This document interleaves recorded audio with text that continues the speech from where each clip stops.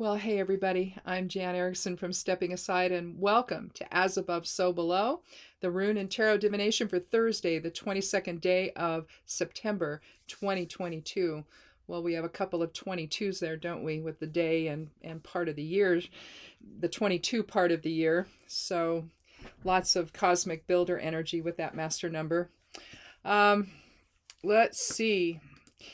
If this is your first time here, welcome. I appreciate you coming by, and I hope you'll click subscribe and come back and join us twice a week for this little rune and tarot divination that I do. And for those of you that have come back again, thank you. Today's a special day. It's both the autumn equinox and Mabon. And autumn equinox is at 5:58 p.m. So if you wanted to do a ritual for that, you could find a little crossroads area on your property or go somewhere where there is something like that. I have several places on the property here where I've got one little path that comes up to another path that crosses, and so I can I can do that in a lot of different places on the property. But you can either just stand there, like from the autumn equinox is at 5:58 p.m. Pacific Daylight Time, so you can adjust that accordingly. Anyway, the interesting thing is you can either I do this one of two ways. I either do a Degas ritual, or I just stand there and feel the energy from the minute I start, the minute before, and end the minute after. And so I've got that 2-minute period basically it'd be from 5:57 to 5:59, where you can just stand there and experience the transition from light to dark and have those be equal. And it's just kind of an interesting thing you can do. You can also mentally or physically draw Degas on the ground and put your foot on one side and the other. Stand there in the Degas moment, because Degas is all about one period ending and another beginning, but it's also standing in the center of all of that. And observing the movement from one state to another. And so different things you can do. I'm sure you can come up with all kinds of things to do. I made my Mabon soup last night, and because I always like soup better the next day. It's always thicker. And so we had some last night, and we'll have some again today. It's the harvest soup from everything we grow in the garden. And so that's a lot of fun. I took a picture of it. I don't know. I might put it up on the blog. The blog was down for about 13 hours because I was dumb enough not to email them or not email, but go online and do a chat. If I just would have done that, I'd have had it up right away. But usually it just blips off and on occasionally, and it's not for very long. And so I waited till the next morning, and my web hosting service, Bluehost, they were great. They just they got things right back on, and everything was fine. And I just should have done, and I will the next time. I'll watch. If it doesn't come on within like 5 minutes, I'm going to be talking to them. So no matter what time of day or night it is. So anyway, but anyhow, I might put a picture of my soup up over there or something for Mabon. But anyway, I hope everyone's doing well. Let's go ahead and look at today's esoteric influences from the post on the blog. Again, it's the 22nd day of September, so we have a 22 numerology there. 2022, also there's the 22 there. Let's see, I was and Pur were the runes for the reading, and Jupiter in retrograde is also in Aries. So those were the specific influences here, along with the human design influences for the day. So if you sense a pattern of impulsivity developing, it may be that your own ego's getting in the way, and you may be less likely to cooperate with others today. However, with today's Master 22 numerology, the impetus is there to completely reevaluate your contribution to the process from a higher perspective.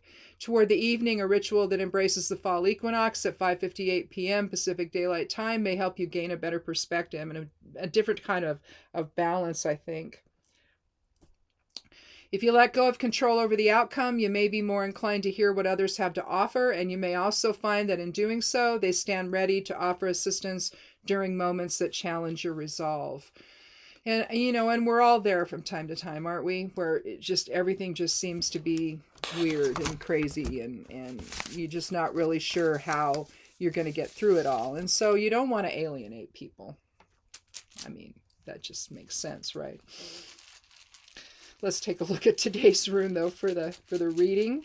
And after I pull this one, then we'll go ahead and I'll throw down the 4 elemental runes for geomancy, and we'll find out what that one is. All kinds of things everywhere here. I started to clean up. I thought I did a good job, but obviously I did not. We have Sewillow. Haven't seen that one in a while.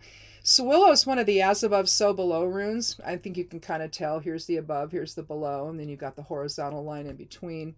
And it's really Kenaz skewed, if you will, which is the light of spirit or the torch. It's clarity. And that's really what Sewillow is. It's the rune of the sun. It's the rune of the will. It's about having clarity from a higher perspective.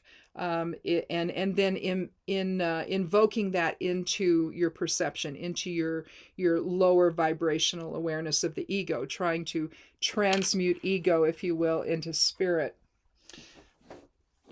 So that's kind of cool on a 22 numerology day, isn't it? Some real higher self energies impacting things today. Let's see, we have, Laetitia. Did we have Laetitia last time? No, I think we had Caput Draconis last time. I think. I'm not sure. But I've been pulling Laetitia a lot for the esoteric influences, and it's kind of interesting. Laetitia is about joy, and it can portend good fortune. So I think that allowing that higher awareness from Sewillow to come in and experience that energy, especially today at the fall equinox. You could also, if you had Degas on one side, you could then use Sewillow. Let's see if I can do this.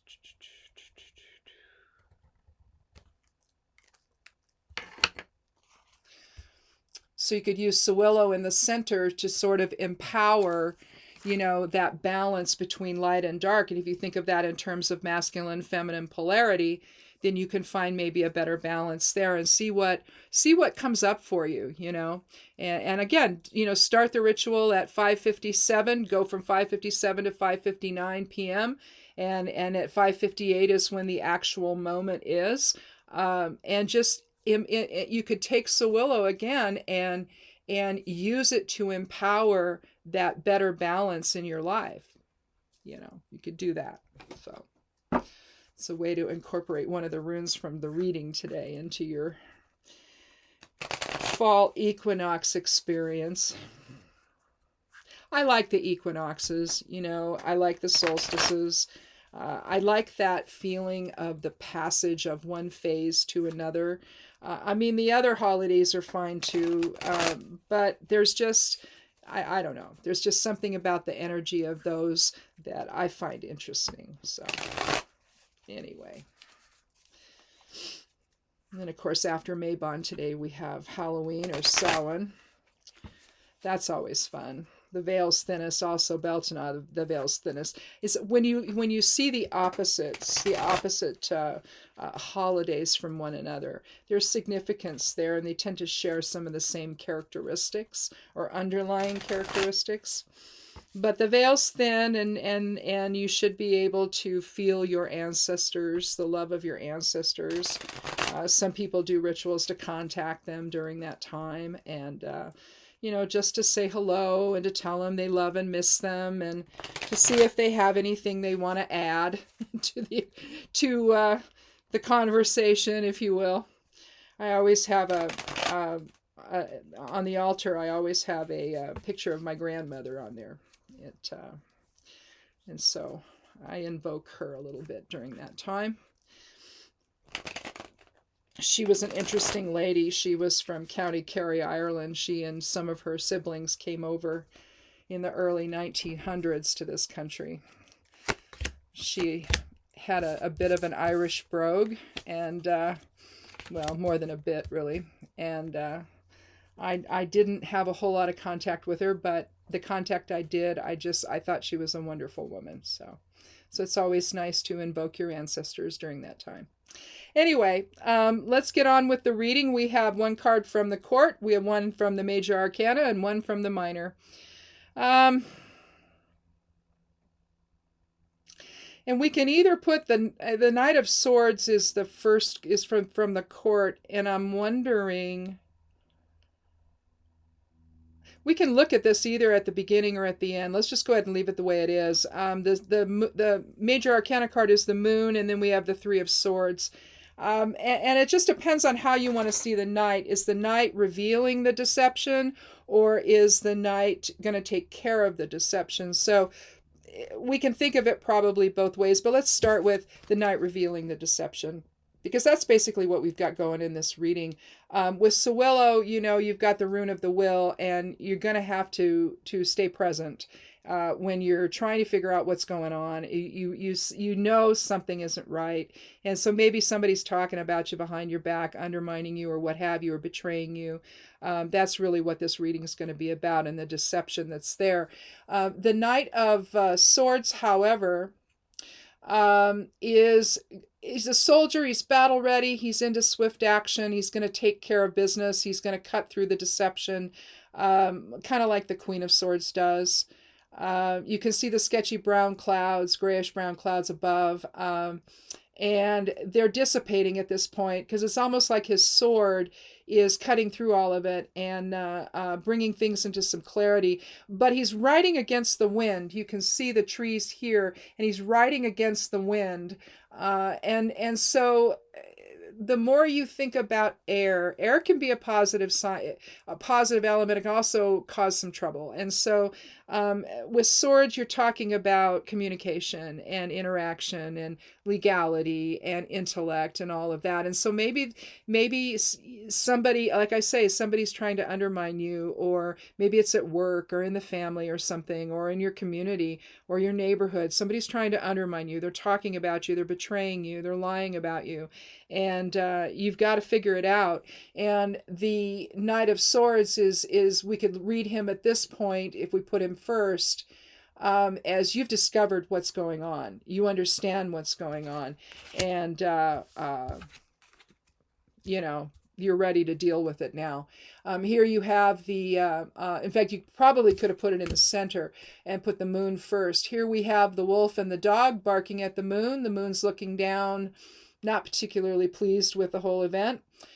You see the lobster coming out of the pool. Now, the pool generally represents consciousness.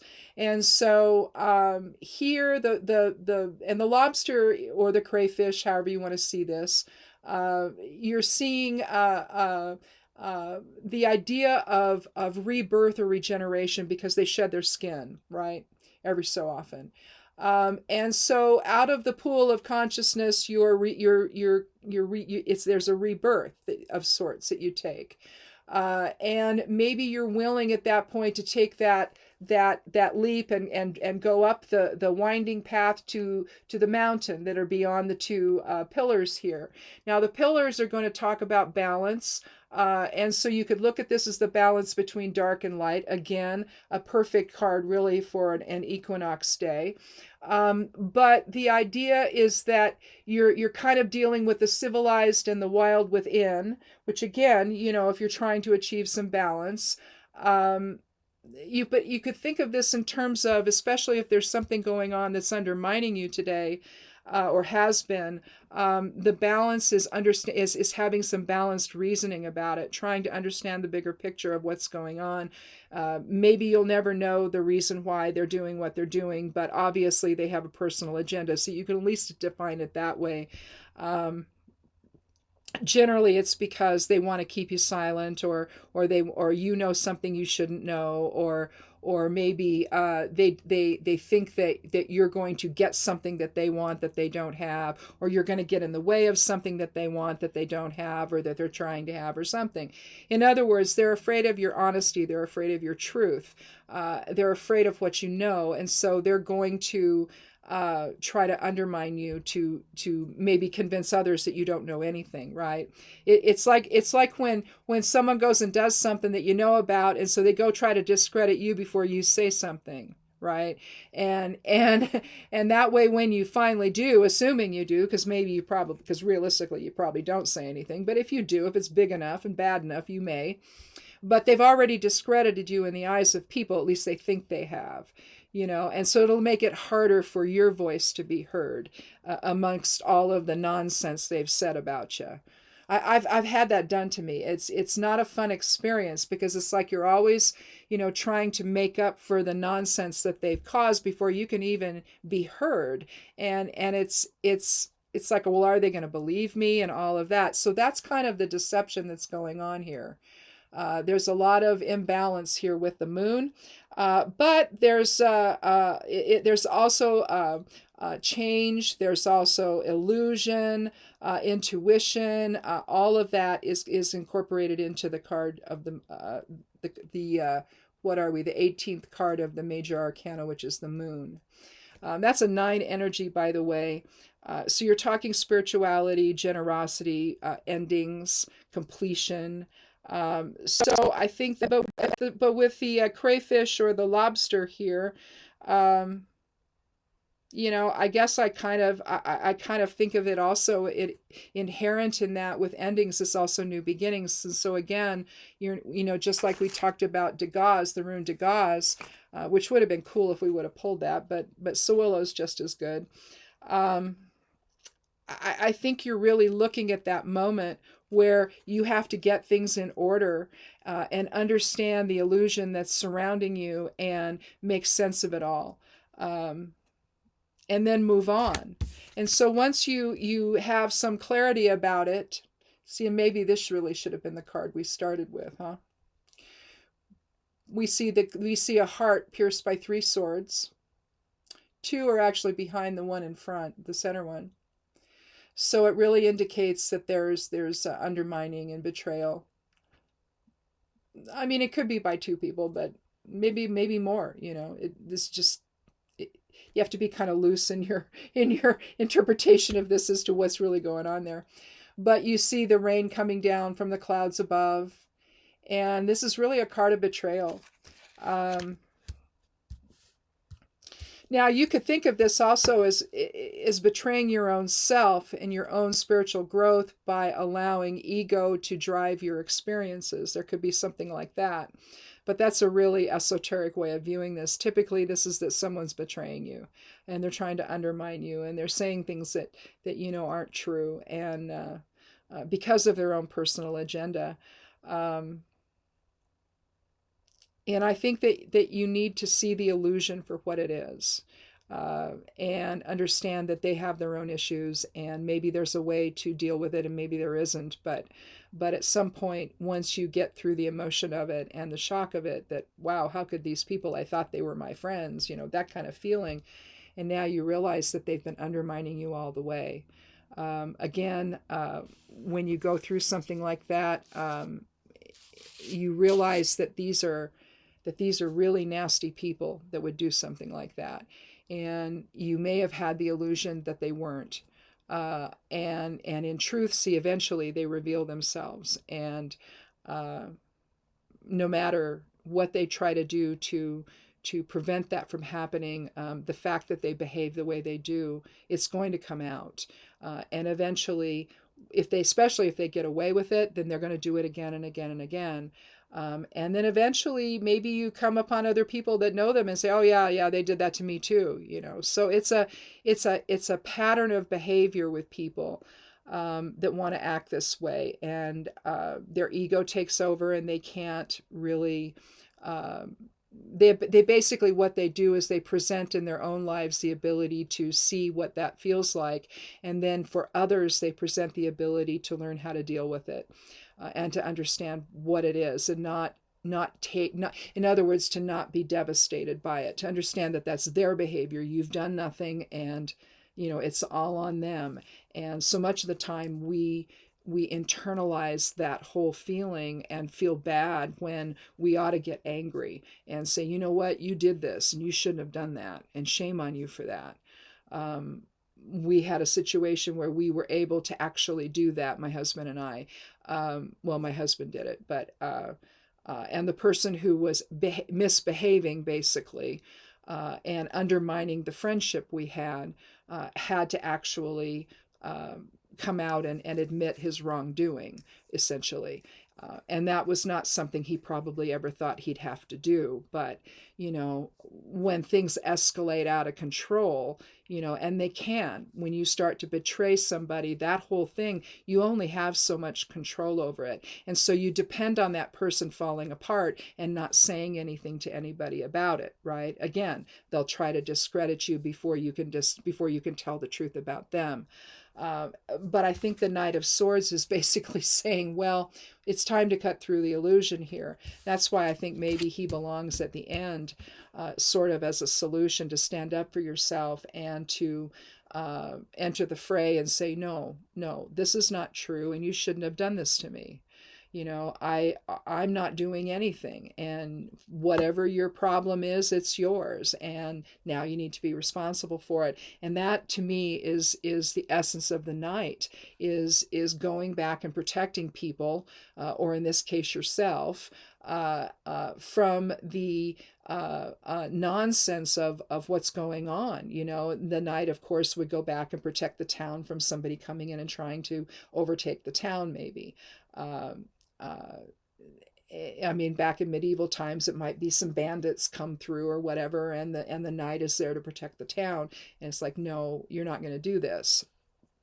And so I think that that's really standing up for yourself in a time where you feel betrayal, when deception is everywhere. You have to understand the, eventually anyway, the why and wherefore of it all. Why did they do it? What were they hoping to get out of it? You can do that, but in the immediate moment, you have to stand up for yourself and say, hey, that was unfair. What you did to me was unfair. You're lying about me. That's not true. I'm going to stand up for myself here, and I'm not going to let you get away with this, because what you're saying is not true. Or if you've betrayed me, say this is a situation where you have a partner, and the partner has an affair. It could be something like that. Or you have a couple of friends that are trying to be mean and try to undermine you in some way. But there's people in the behind the scenes, in a sense, where there could be somebody in your life right now, or a couple of people in your life, or however many, that are trying to undermine something about you and betray you, to betray your confidence, to betray your trust. To try to convince others that you're something that you're not, just so they can get something. There's that kind of energy that's out of control right now, where it's look over here, no, look over there, no, look over there, but don't look at the truth. See, that's the other thing. We see that happening politically in our country right now, where you've got one individual, we all know who that is, who wants everyone to believe a certain thing, but it's not that he is not this person that the Department of Justice is coming for, but in fact he is, and they should, and he's done these things, and he just needs to stop this now, except he's not going to, right? So it's going to be this constant, well, don't look at me, don't look at all these other people, they're the bad people, when no, honey, it's you. So it could be that sort of scenario happening in your life right now. But again, with the moon, it's talking about deception. It's talking about illusion. But it's also talking about the opportunity for awakening to that truth with the little lobster or crayfish down there below, who's coming out of the pool of consciousness, the pool of higher knowledge, and being ready to take that journey, into, no matter how challenging it is, because that path goes all the way up to the mountains, see, right up to here. So you go through the portal, if you will, into, the earthly experience, and you're ready to do that in balance. And again, on the you might even meditate on the moon card if you do in your equinox ritual today, if you perform one. And just think about what that is, balancing because clearly, if you get the three of hearts here, or the you get, or rather not the three of hearts, the three of swords. I'm looking at the heart. When you have the three of swords and the betrayal, there's some really big imbalance somewhere for somebody who would do that to somebody else, right? And maybe you end up forgiving them. Maybe there's a something good that comes out of it. But as of this moment, with the knight, it's, you just have to be prepared to act, and to act on behalf of yourself and advocate for yourself and speak up. They don't think you're going to. They're afraid you're going to, but they don't think you will. They think you're going to be too intimidated, or you're going to be too crushed, especially if it's a love relationship that's in trouble. I just think that we have to understand that we can crawl into a corner when things like this happen, or we can stand up. And I think that the knight is suggesting that you stand up for yourself, and to advocate on behalf of yourself. Swords, again, dominates this reading. The moon is more of a water element card, but it's balancing emotions with intellect, really, and not allowing the emotions to become so strong that you can't act on behalf of yourself. So again, with Sewillow, you're looking at higher consciousness. Again, that would be represented by the pool here, and the rune of the will, to stand up for yourself, and to I mean, the understanding is going to come later, or maybe you understand in the moment just exactly what's going on here. But at the same time, there has to be a response of some kind. Even if this is a love relationship, you find out that the person's cheating on you, and it's like, okay, I'm done. I'm walking away. You can do that. That would be another idea with swords, where you make the decision to move, and to move away from that situation in some way, because you're going to advocate for yourself. You're going to say, no, I'm not going to permit this in my life. I'm not going to permit the lies. I'm not going to permit the betrayal. I'm going to speak up. I'm going to speak my truth. And that's, for the esoteric influences today, that maybe the pattern of impulsivity is on the part of others. Unless you're one of the ones doing the betraying, it could be on the part of others, and the ego that gets in the way is really theirs. But you have to be able to see the illusion for what it is, and have enough sense of dignity within yourself to speak up and say, I will only go this far, and I'm not going to allow you to harm me. I'm not going to allow you to tell lies about me. I'm not going to allow you to betray me. My inner dignity is more important than that, and this either stops, or I'm going, or I'm going to go do something, or whatever it is, because I'm trying to be general here. I don't know what the situation is for you here today, but your earthly sense of peace with Laetitia is important. Your inner joy is important. And you don't need to stand there and allow someone else to try to take that from you, and to take that balance, to take that, to get you off balance, and to get you so upset that you can't do anything, right? And you can't speak up even, because they count on that. They count on their illusion and their deception winning. And obviously with the Knight of Swords, that card is suggesting you don't want to let them win. You want to advocate for yourself and stand up for yourself and speak your truth, if this is going on in your life. So anyway, something to think about on Mabon, of all things. Well, harvest. You can think of harvest in a lot of different ways, can't you? You're going to harvest what's good, and you're going to put it away for the winter. You're going to put it away for your own, strength and your own security. And so maybe harvesting the truth is important. So anyway, I guess that's it. A lot on a Thursday, but Jupiter's in retrograde, so there's a lot of inner expansion going on, and given that it's in Aries, that's kind of a motivator. Aries could probably align pretty well with Sewillow, and so, as being the rune of the will, you know. There's a lot of willfulness with Aries, sometimes positive, sometimes negative. But, when Jupiter's in retrograde, when any planet's in retrograde, whatever its fundamental essence is, instead of being expressed outward, it goes inward. And thinking about how you express justice, that's one of the key words of Jupiter, how you express integrity.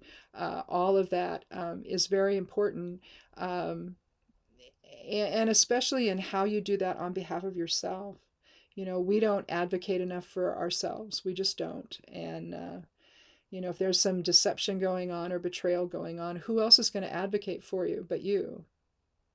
Even if you have to get an attorney and they're your advocate, you made the choice to do that. And in doing that, you're advocating for yourself, you see. So confronting people for what they've done, that's advocating for yourself.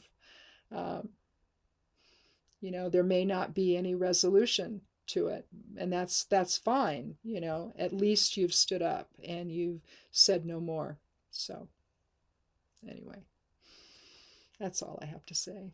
Thanks for watching. Thanks for coming by. And if you haven't yet, click subscribe. I'd love you to do that, and give it a like if you would. I'd love you to do that too.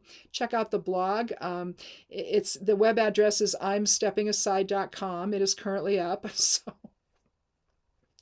well, live and learn. I don't know.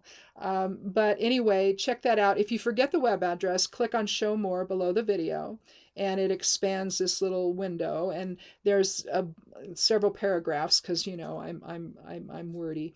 But anyway, I over-explain about what this is and what I'm doing here. And then, but below that are some links to social media places and also to the blog. So there's all that. You can check that out as well. And if you forget what the blog address is, I can't believe I can't. I don't know. See, I just assumed it'd come right back up, but it didn't. It was off for 13 hours. It's like, oh my God, that was insane. Well, I will never allow that to happen again. So since I evidently can advocate on behalf of myself in a little online, chat window with Bluehost. So it's like, well, who knew? Anyway, now I know. So it's just never happened before. So live and learn. Thanks for watching. Have a good day today if you celebrate Mabon. Even if you don't, just think in terms of bringing in the harvest, and maybe make a soup if you have a garden from your vegetables and all of that, and or however you want to do that, however you want to make your dinner tonight. And then, at 5:58 p.m., observe the autumn equinox. It's a lovely thing to do. So we'll see you on Monday for another edition of As Above, So Below. Be good to yourself, be good to one another, and blessed be.